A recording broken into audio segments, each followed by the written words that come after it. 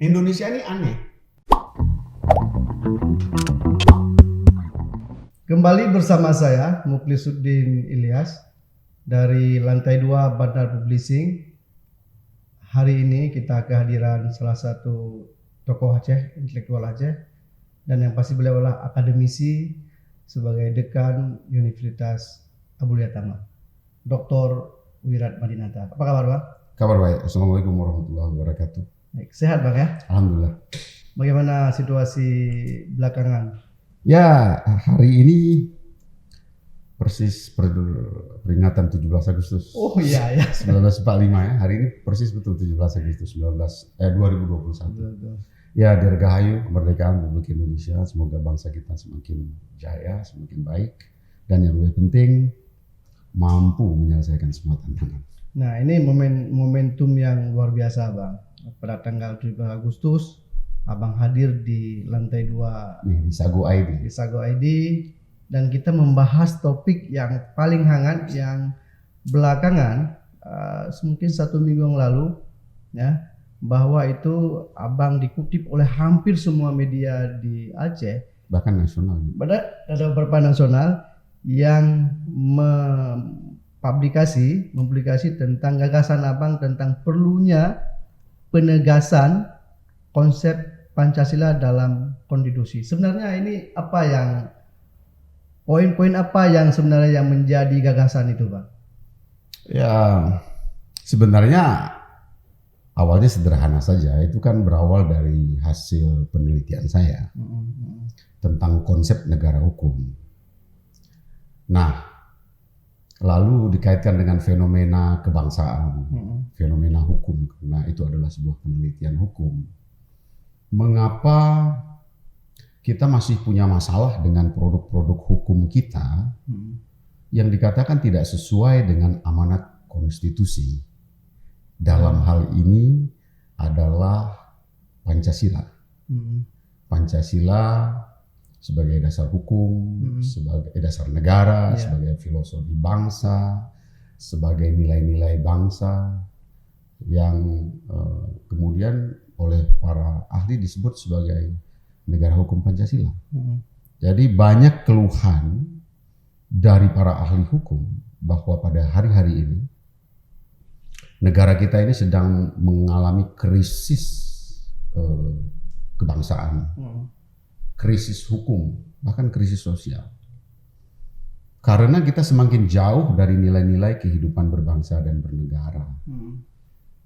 Dan itu merujuk kepada konstitusi, dan konstitusi merujuk kepada Pancasila. Jadi itu menjadi semacam inspirasi, pemicu untuk mengambil kajian tentang Pancasila. Ya, karena banyak sekali keluhan itu, baik dari publik, masyarakat, dan para ahli hukum sendiri, yang selalu mengatakan bahwa kita semakin hari semakin jauh dari nilai-nilai Pancasila. Nilai-nilai kebangsaan kita semakin ditinggalkan. Kita mengalami krisis karena negara kita juga tidak jelas ideologinya. Nah, apa yang nggak jelas? Maksudnya tidak jelas perilaku kebangsaan kita, seperti tidak punya ideologi. Padahal ideologi kita jelas. Yaitu Pancasila gitu. Nah, saya mencoba mencari jawaban itu pada kerangka berpikir hukum, dan saya mencoba melihat itu dari segi konsep hukumnya. Karena di dalam pasal 1 ayat 3 Undang-Undang Batang Tubuh Undang-Undang Dasar 1945, setelah diamandemen itu kan disebutkan Indonesia adalah negara hukum. Ya, saya ulangi ya, Indonesia adalah negara hukum. Nah, tapi ini menimbulkan pertanyaan. Tapi nggak ada Pancasila ya? Nggak ada. Jadi negara hukum apa gitu loh? Apakah ini masalah? Oh, mungkin juga masalah. Saya kajian secara hermeneutik masalah. Karena di konstitusi dunia itu disebutkan selalu di awal, di preambul, di awal-awal konstitusi disebutkan. Negara-negara contoh. Ya, misalnya katakanlah Cina, mereka menyebut bahwa negara itu adalah komunis. Itu di pembukaan Undang-Undang Dasar. Ya, bervariasi dari pembukaan dan umumnya di pasal 1. Kalau misalnya Afghanistan mengatakan bahwa negaranya itu adalah negara yang berdasarkan kitab suci. Kalau misalnya apalagi ya, Cina tadi sudah jelas-jelas mengatakan bahwa itu komunisme. lalu Timor Leste mengatakan bahwa negaranya itu sosialis. Jadi ya walaupun republik sosialis gitu kan. Kalau kita kaji satu persatu secara umum begitu. Bahwa konsep negara hukumnya itu harus jelas. Karena di dunia ini itu kan doktrin tentang negara hukum itu banyak. Ada negara hukum yang disebut negara hukum Rechtsstaat, ada negara hukum rule of law, ada negara hukum sosialis legality, ada yang disebut negara hukum nomokrasi Islam, ada juga negara hukum ya berdasarkan kekristenan, Vatikan misalnya. Semua dunia negara di dunia ini adalah negara hukum karena memang menggunakan hukum sebagai alat untuk penyelenggaraan negara, untuk memberikan keadilan bagi rakyatnya. Tapi pertanyaan kita ke Indonesia, konsep negara hukum Indonesia apa? Para ahli selalu langsung saja menyebut Pancasila. Tapi kembali Bang, ini secara sederhana ya, barangkali kami ini kan bukan konsultasi di hukum. Ya mungkin barangkali sama ketika kita bicara apa filosofi atau dasar hukum bangsa Indonesia, kembali kita menyebut Pancasila. Tapi sesungguhnya itu memang tidak ada. Kata Pancasila itu sendiri memang tidak ada dalam undang-undang. Ini dari aspek normatifnya tidak ada. Ya. Secara substansinya kan memang nilai-nilai Pancasila ditinggalkan dalam kehidupan. Jadi itu yang lebih penting sebenarnya. Bukan lebih penting ya, sama pentingnya, tapi itu juga aspek yang lain. Bahwa saya menemukan bahwa mungkin problemnya ada pada konsep di batang tubuh konstitusi sehingga dia tidak mengikat langsung, sehingga para pembuat hukum di parlemen ketika merancang hukum, orangnya itu kan datang dari berbagai macam paham, isme, latar belakang, orientasi, tujuan. Mungkin ada yang berpikir di parlemen itu, mungkin ada yang berpikir konsepnya khilafah misalnya, ada yang berpikir sosialis, ada yang berpikir seperti doktrin di negara-negara Anglo-Saxon, dan sebenarnya apa gitu. Nah, saya melihat kajian saya menggunakan pendekatan Grundnorm dari Hans Kelsen dan dilanjutkan dengan pandangan Staatsfundamental Norm dari Hans Nawiansky, itu muridnya dari Hans Kelsen, bahwa sebenarnya konstitusi itu ada yang levelnya Grundnorm atau norma-norma dasar, ada yang levelnya itu Staatsfundamental Norm atau norma-norma fundamental negara. Yang Staatsfundamental Norm itu dia lebih mengikat. Nah, konstitusi kita sepertinya tidak memproteksi Pancasila itu di dalam batang tubuh dengan tidak menuliskan Pancasila, dan itu misteri kenapa Pancasila tidak dituliskan. Sementara semua ahli hukum, ya, dokumen-dokumen hukum, doktrin hukum mengatakan bahwa negara Indonesia adalah negara Pancasila. Acuannya ada, yaitu alinea keempat pembukaan Undang-Undang Dasar 1945 yang menyebutkan bahwa negara Republik Indonesia ini dibentuk berdasarkan ketuhanan yang Maha Esa, kemanusiaan yang adil dan beradab, tapi tidak ada di dalam konstitusi kita mengatakan atau menulis Pancasila secara utuh dengan 5 silanya. Apakah itu salah? Karena sila-sila dari Pancasila itu, dari 5 sila kan sudah ada. Nilai-nilai Pancasila sudah ada di dalam pembukaan kata Pancasila yang tidak ada. Sebagai Grundnorm. Dan itu salah. Tidak salah. Tidak tegas. Bahasa saya kan perlu ditegaskan di dalam batang tubuh konstitusi. Dan itu menimbulkan perdebatan-perdebatan. Ya, saya mencoba menawarkan gagasan bahwa itu adalah salah satu problem bangsa ini, normatif di dalam konstitusi, yang yang berdampak dalam perilaku para pembuat undang-undang ketika membuat undang-undang. Kenapa misalnya?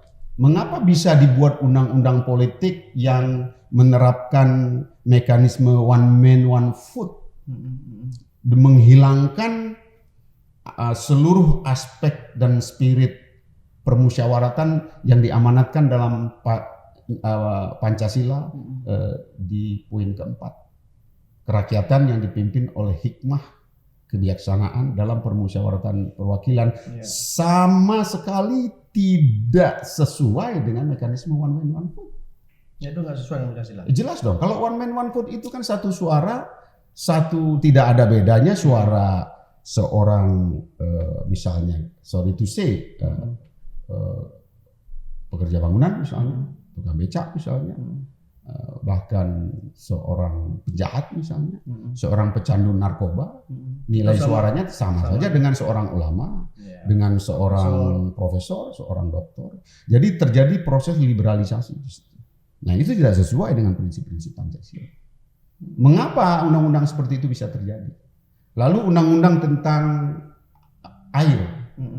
Bagaimana mungkin hajat hidup orang banyak yang namanya air itu yang merupakan hak fundamental, hak asasi sebuah bangsa bisa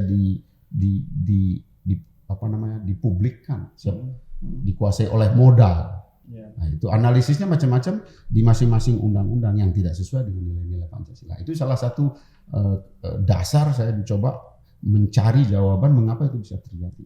Nah, salah satunya adalah karena ketika proses pembuatan undang-undang, maka para pembuat undang-undang cenderung tidak melihat kepada Pancasila sebagai dasar negara, sebagai filosofi negara. Dilupakan.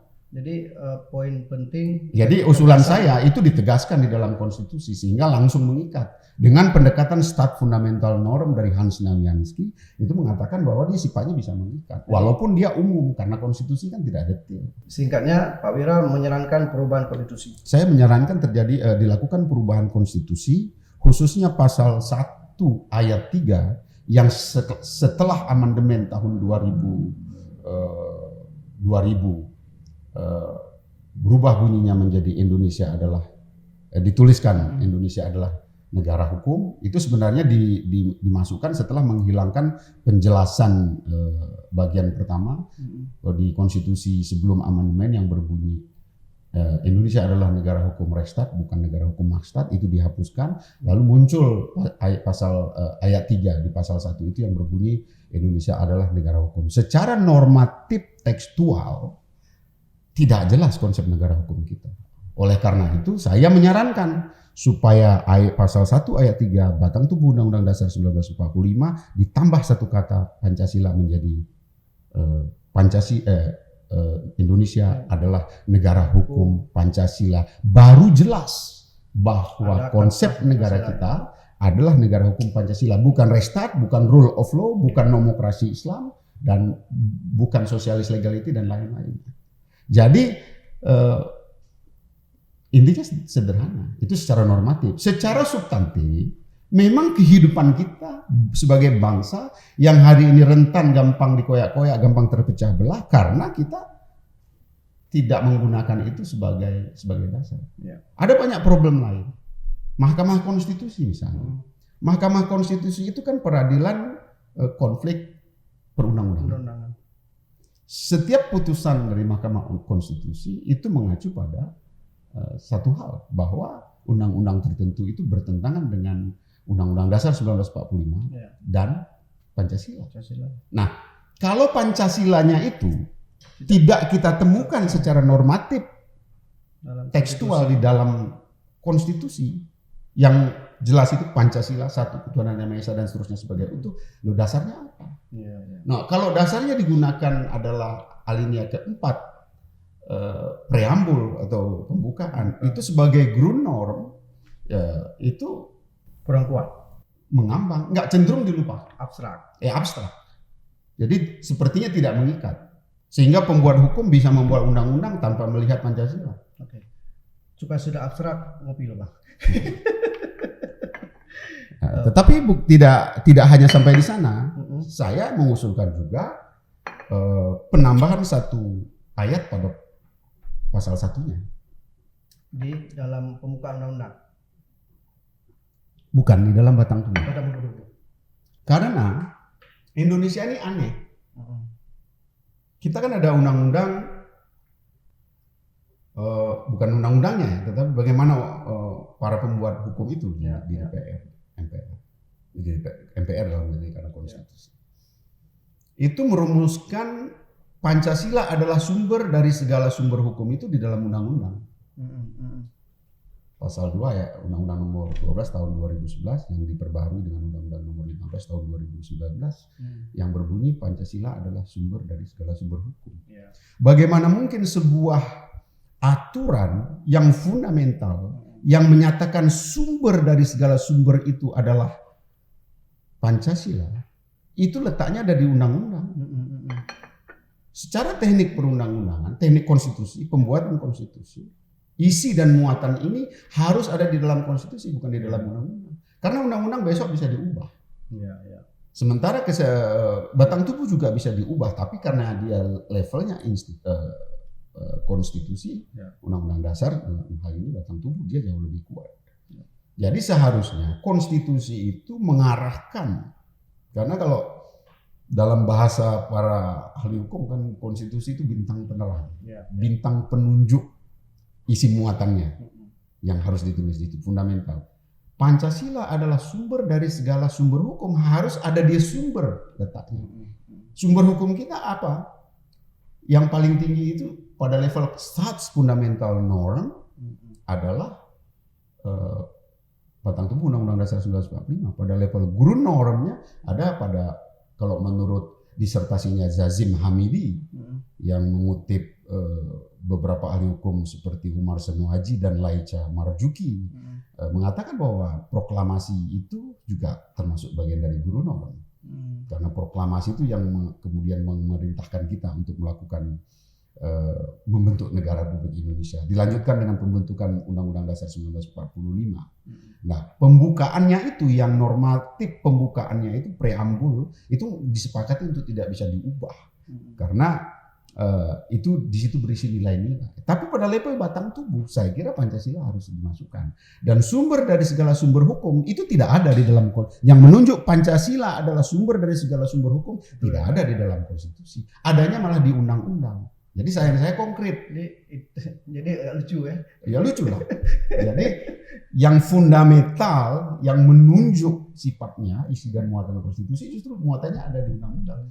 Harus diangkat dia. Kalau misalnya dalam amandemen tahun 2000 sebenarnya kan amandemen 1999 sampai 2002 itu ada 4 tahun prosesnya. Di tahun 2000 itu disebutkan pemindahan penjelasan ke batang tubuh.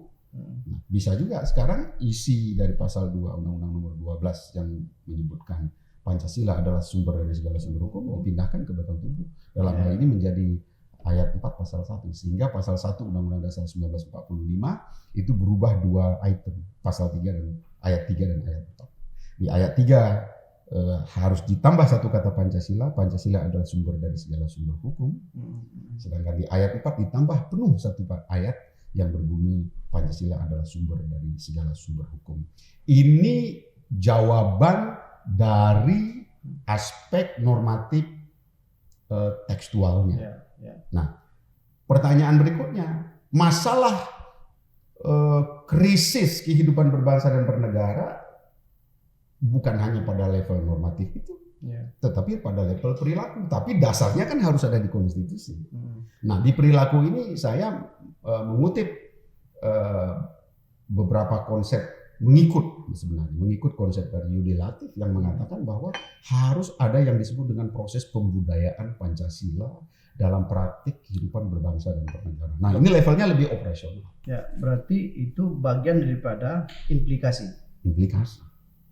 Atau ada ya implikasi. Jadi ada gambaran umum. Ya, saya menggunakan kajian saya itu berdasarkan kerangka dari Thomas Kuhn. Dari yang mengembangkan teori paradigma dalam bukunya The Structure of Scientific Revolution. Bahwa rezim konstitusi lama itu dianggap sebagai sebuah kebenaran sampai dia diubah melalui amandemen. Nah, maka ada masa krisis dan kita sedang mengalami krisis. Dan krisis ini, di tengah krisis ini muncul tawaran baru termasuk apa yang saya sampaikan tadi sebagai sebuah proses kebenaran baru.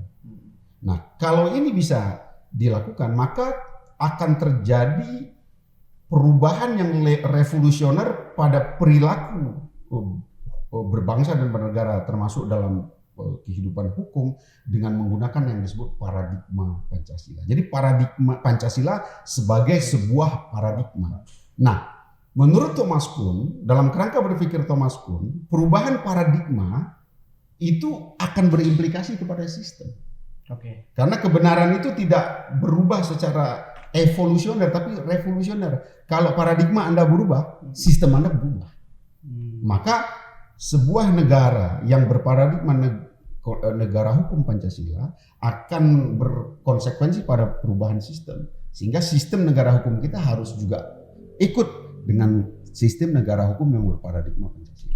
Jadi Pak Wira, katakan misalnya konstitusi seperti masukan Bapak, konstitusi ini bisa berubah. Nah, konstitusi bisa dirubah. Terus apakah selesai persoalan hukum di Indonesia? Secara normatif berarti kita sudah selesai dengan konsep. Oke. Secara normatif, tekstual, legality kita sudah selesai. Dan konsep negara hukum kita sudah jelas. Ketika ditanya orang konsep negara hukum Anda apa? Konstitusi langsung menjawab. Pasal 1 ayat 3 mengatakan Indonesia adalah negara hukum Pancasila. Negara hukum Pancasila itu rumusannya seperti apa? Ya, rumusannya itu akan panjang, nanti tinggal dibaca aja buku saya mengenai konsep paradigma negara hukum Pancasila dan implikasinya terhadap sistem hukum Indonesia. Kapan terbit? Ya, dalam waktu dekat terbit. Di situ saya membuat rumusan yang menyimpulkan rumusan tentang apa itu konsep negara, apa itu paradigma atau konsep negara hukum Indonesia yang disebut dengan konsep negara hukum Pancasila. Itu pertama. Buku itu berarti fokus bagian dari riset ini atau gimana? Ya, fokus ke Pancasila juga. Pancasila juga. Jadi karena perubahan itu kan tidak bisa dilakukan serta-merta. Ya. Anda harus berubah dulu paradigmanya. Berubah dulu cara Anda memahami bagaimana negeri ini dijalankan. Pancasila jangan hanya simbol. Sementara ini Pancasila hanya sebagai simbol. Itu yang menarik. Nah, terkesan kan belakangan Pancasila sebagai simbol, sebagai bagian pada seremoni. Sebenarnya substansi dari ideologi Pancasila ini gimana? Ya, pertama, Pancasila itu hanya berputar-putar sebagai simbol, bahkan pada tahun 1965 menjadi alat politik. Ya. Pancasila justru kehilangan konteks urgensinya. Padahal Pancasila itu menurut saya adalah sebuah jenius bangsa yang ditinggalkan oleh para pembentuk undang-undang. Jadi harus ditegaskan dulu konsepnya apa, jelas konsepnya negara hukum Pancasila. Konstitusi sudah mengamanahkan bahwa sumber dari segala sumber hukum Pancasila, maka ini kemudian kalau di dalam ilmu hukum itu kan dimulai dari paradigma, kemudian nilai-nilai, turun lagi menjadi asas-asas, menjadi prinsip-prinsip, menjadi norma-norma undang-undang, perundang-undangan, sampai kemudian berlangsunglah apa yang dikatakan oleh Roscoe Pond dan Sachitto Raharjo, law as the tools of social engineering, hukum sebagai alat untuk rekayasa sosial. Jadi di situ perlu pembudayaan. Proses pembudayaan, dan proses pembudayaan ini sudah sangat panjang lebar dijelaskan oleh beberapa bukunya Yudi Latif. Dan dalam konteks itu saya sangat sepakat dengan Yudi Latif. Sebenarnya secara sederhana begini, model indoktrinasi ideologi kebangsaan itu harus terus berlangsung. Karena kalau enggak bangsa ini semakin kehilangan ideologi. Kehilangan dasar, otomatis dia kehilangan orientasi. Menurut saya yang paling fundamental, perbaikan fundamental yang diperlukan oleh bangsa Indonesia dalam kehidupan berbangsa dan negara via kehidupan hukum adalah perubahan paradigma, perbaiki konstitusinya, dasar hukumnya mengikat kuat, lalu kemudian konsistensi mulai dari paradigma, nilai-nilai, asas-asas, prinsip-prinsip, norma-norma, sampai proses operasionalisasi pembentukan karakter bangsa, nation building, karakter building bangsa, maka kemudian berubahlah perilaku bangsa. Jadi bangsa kita ini sekarang dalam perubahan kehidupan sosial kemasyarakatan, dalam tekanan globalisasi, penetrasi teknologi dan sebagainya tanpa pedoman hidup. Karena Pancasila itu hanya simbol saja, karena terlalu abstrak. Nggak ada dalam konstitusi. Pancasilanya sangat abstrak, ada di preambul. Itu pun dasar negara tidak disebut Pancasila. Kata Pancasila dengan 5 silanya tidak ada di dalam konstitusi kita. Nah itu Anda terang benderang di dalam buku. Oh sangat terang, sangat terang. Kalau misalnya banyak yang mendebat saya, kan ada di dalam pembukaan Undang-Undang Dasar 1945, pasal 4 saya bilang baca aja teksnya. Memang nggak ada Pancasila. Bunyinya apa? Sila-silanya ada. Bunyinya itu bahwa dibentuklah negara Republik Indonesia berdasarkan ketuhanan yang Maha Esa, kemanusiaan yang beradab dan seterusnya, yang memang nilai-nilai Pancasila. Secara bahasa itu tidak bisa diartikan itu. Ya saya kan menggunakan pendekatan hermeneutika. Saya tanya, ada nggak ditulis Pancasila di pembukaan Undang-Undang Dasar 1945? Nggak ada. Ada nggak ditulis Pancasila dengan 5 silanya di dalam batang tubuh Undang-Undang 1945? Nggak ada. Lalu kalau Anda bicara Pancasila, Pancasilanya di mana? Jadi faktanya tidak ada. Yang ada asumsi-asumsi. Ya, di dalam buku saya jelaskan bahwa Pancasila dengan 5 silanya itu selama ini hanya menjadi terminologi wacana politik. Belum bertransformasi menjadi terminologi hukum. Berani kali Pak Wira nih. Ya saya kira sebagai sebuah kajian ilmiah tidak ada masalah. Sekarang saya tanya aja, Anda berbahasa Indonesia ahli kan, benar kan? Ya. Oke, silakan baca pembukaan Undang-Undang Dasar 1945. Ada nggak di situ ditulis Pancasila, satu ketuhanan yang Maha Esa? Enggak. Tapi Anda akan mendebat saya, oh ada di situ nilai-nilainya. Oke, nilai-nilai nggak disebut juga nilai-nilai. Yang disebut proses pembentukan negara Republik, dibentuklah pembentukan negara Republik Indonesia itu berdasarkan ketuhanan yang Maha Esa. Itu filosofi Grondslag dalam bahasa Belanda. Semua ahli hukum tahu itu filosofi Grondslag, filsafat.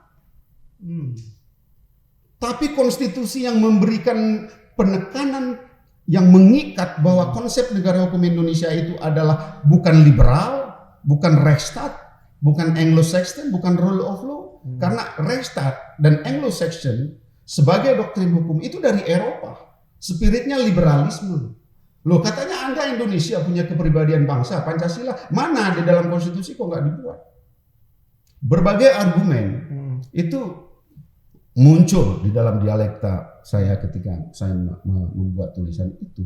Saya sederhanakan saja. Kenapa susah sekali Anda memasukkan kata Pancasila, satu kata itu di dalam batang tubuh Undang-Undang Dasar 1945? Tolong berikan jawaban kenapa Anda tidak mau memasukkan kata Pancasila itu.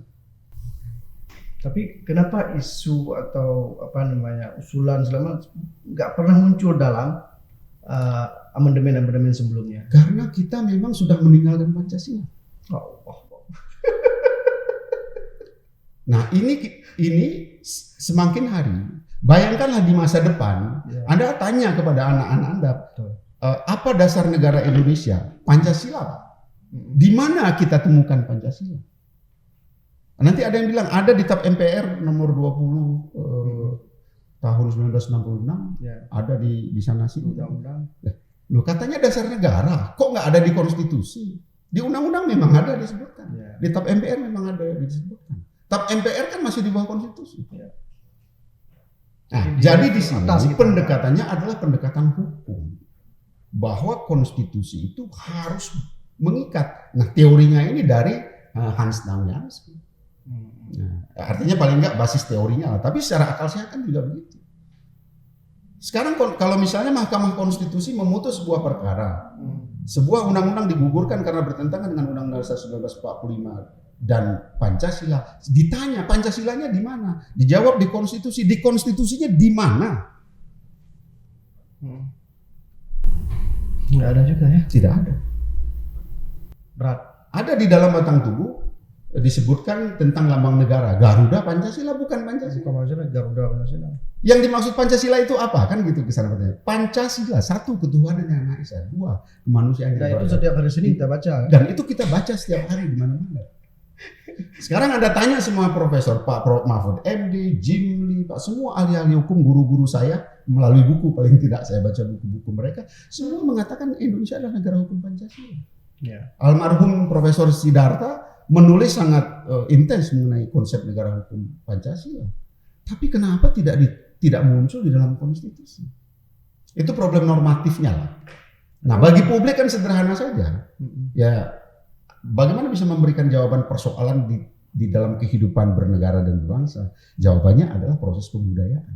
Saya ulangi lagi bahwa ketika paradigmanya sudah selesai di dalam konstitusi, nilai-nilainya sudah jelas di dalam konstitusi, lalu ini diterjemahkan ke dalam undang-undang sebagai asas-asas, sebagai norma-norma, lalu diimplementasikan secara operasional. Misalnya kita kan punya yang namanya Badan Pembinaan Ideologi Pancasila BPIP yang baru dibuat. Menurut saya ini entry point yang bagus.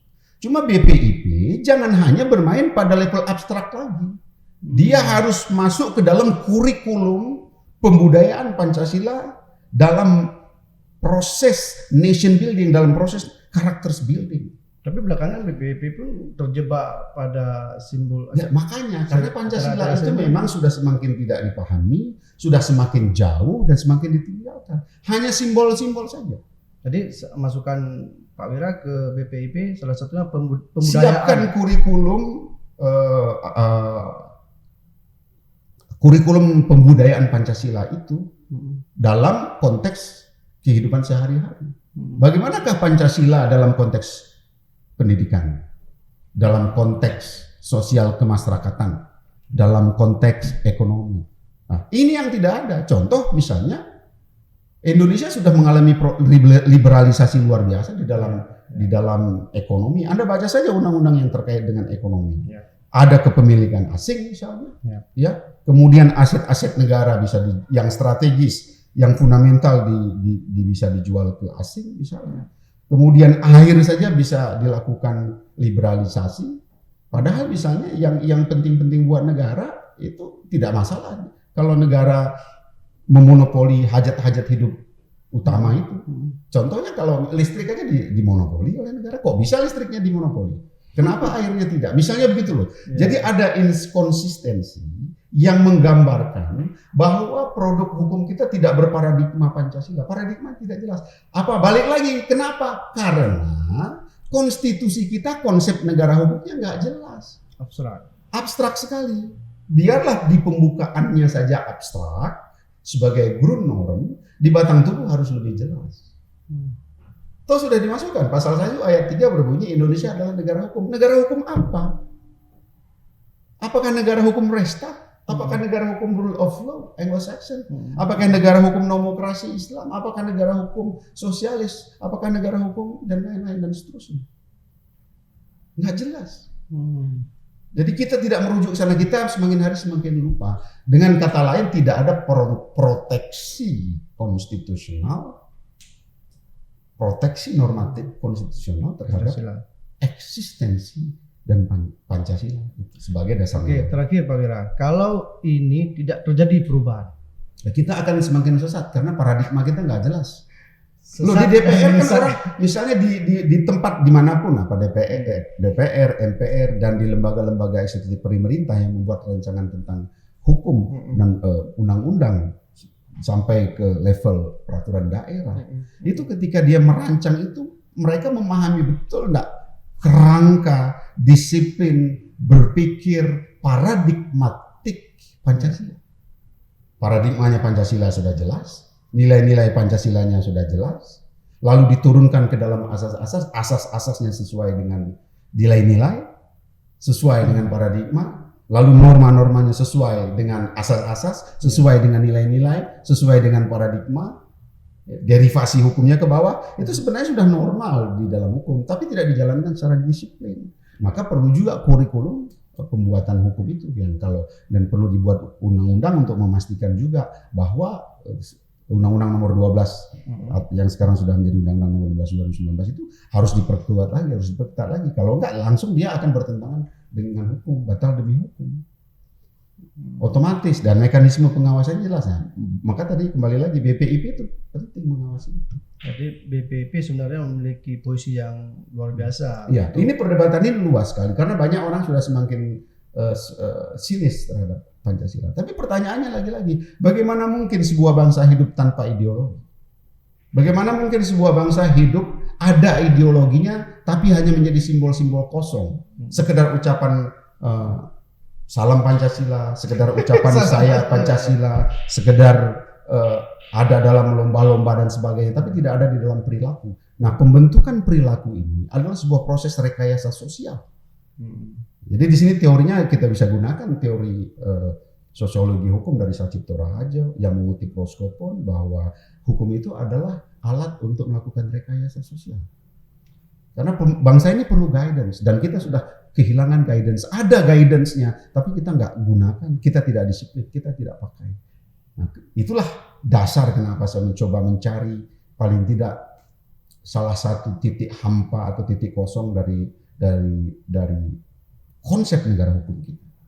Jadi sebenarnya saya melihatnya pada kesenjangan, kan biasalah kalau secara saintifik kita mencoba melihat antara tataran normatif dengan tataran praksisnya. Ya, secara normatif yang tadi saya jelaskan ada problem konsep negara hukum di konstitusi, problem praksisnya bahwa paradigma kita tidak jelas sehingga petunjuk operasionalnya tidak jelas sehingga kita semakin hari kehilangan arah. Dan ini semakin menggelisahkan. Itulah sebabnya juga memberi jawaban. Kenapa misalnya Indonesia menjadi subur bagi gagasan-gagasan khilafah, radikalisme, dan kemudian ini berdampak pada menguatnya radikalisme. Kemudian kita menjadi salah satu wilayah dengan indeks terorisme yang juga mengkhawatirkan. Berarti itu bagian daripada abstraksi Pancasila. Gimana maksudnya? Itu berarti munculnya pada gerakan-gerakan. Iyalah karena Pancasila tidak betul-betul bisa dihayati oleh setiap anak bangsa. Ada orang mengatakan juga kepada saya, apakah Anda berpikir untuk menghidupkan kembali model P4 pendidikan Pancasila? Iya. Saya dikatakan iya. Justru bangsa ini semakin kacau setelah euforia reformasi, kemudian menggiring kita kepada semacam alergi terhadap kata Pancasila, karena Pancasila ini selama ini sudah disalahgunakan. Karena Pancasila seperti kata Iwan Fals hanya seperti jadi Pancasila bilang, Iwan Fals bilang itu bukan rumus kode buntu. Itu adalah pedoman akhlak berbangsa dan bernegara yang tidak perlu dibenturkan dengan agama apapun. Karena agama mengajarkan kita akhlak sebagai manusia pada tataran normat nilai kemanusiaan. Ada pada tataran kehidupan berbangsa yang multi etnis seperti Indonesia, kita membutuhkan sebuah alat, dan menurut saya Pancasila masih sangat relevan. Dan perdebatan antara kutub-kutub yang kritis seperti nasionalis dan agamis sudah selesai dengan Piagam Jakarta 22 Juli. Jadi seharusnya menurut saya Pancasila ini sebenarnya problemnya hanya selain pada level normatifnya diperbaiki, konstitusinya harus melakukan perlindungan terhadap Pancasila itu. Jadi sebenarnya tidak ada salah bahwa orang mengatakan Indonesia negara hukum Pancasila, tapi hanya saja itu selama ini hanya wacana sosial politik budaya, bukan terminologi hukum. Seharusnya Pancasila di satu sisi sebagai ground norm dia adalah sebuah filsafat, philosophical groundswell, tapi juga harus menjadi practical groundswell pada batang tubuh, karena batang tubuh itu yang kontekstual mengikuti zaman, yang harus disesuaikan dengan zaman.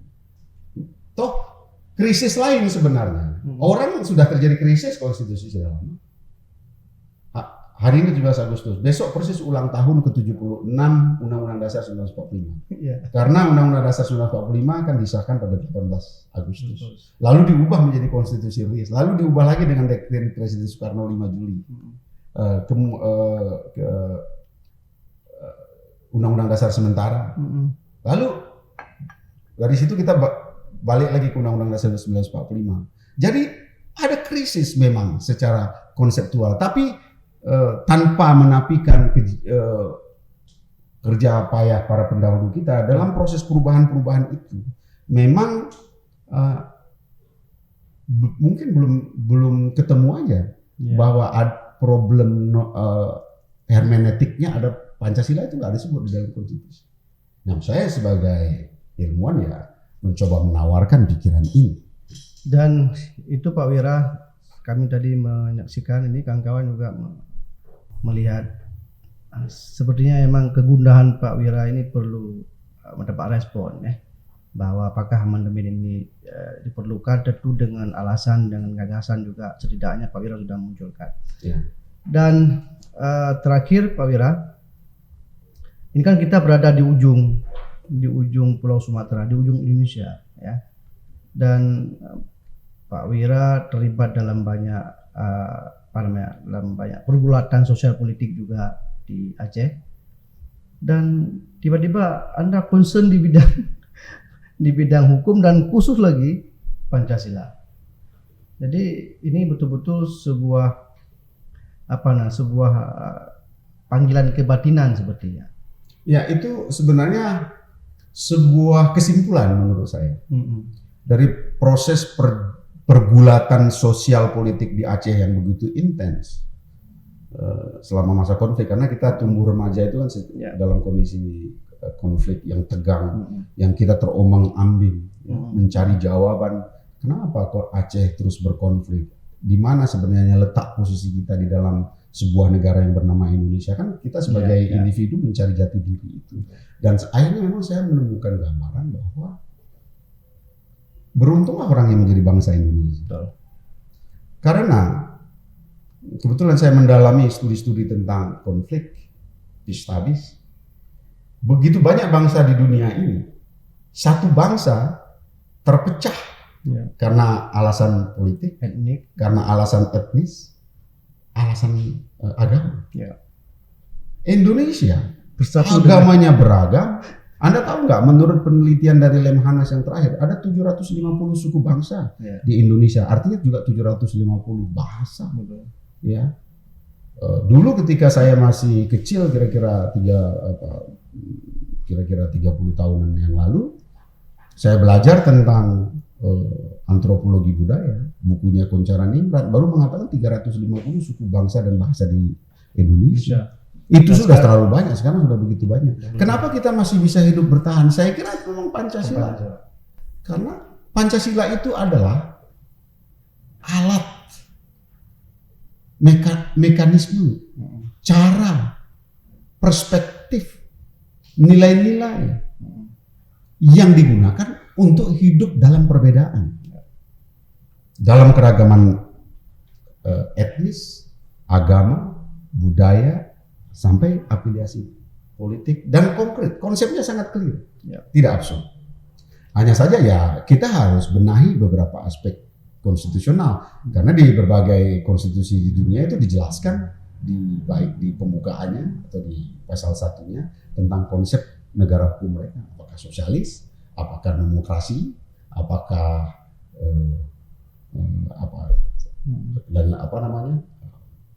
ya macam-macam, karena variannya kan banyak. Betul. Baik, makasih Pak Wira. Terima kasih banyak. Insya Allah kita selesaikan di sini. Nanti kita sanggupi di bawah. Dirgahayu Indonesia Merdeka.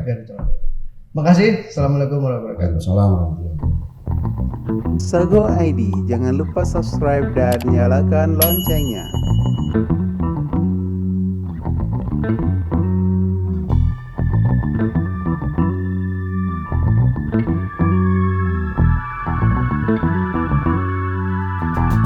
Thank you.